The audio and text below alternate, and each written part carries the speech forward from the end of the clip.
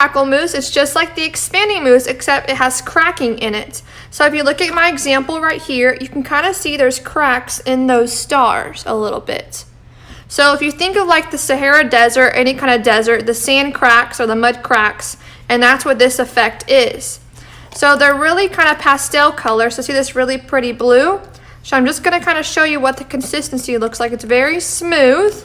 And if I go on the bottom of my paper, that's kind of your consistency. Now, depending on how thick or thin you do over your stencil, that's going to depend on the dry time. So these little stars right here, they're pretty thin. That took about 20 minutes for it to dry.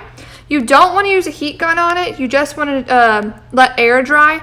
And so if it's really thick like this, it's going to take probably a couple hours because it's going to take longer to dry.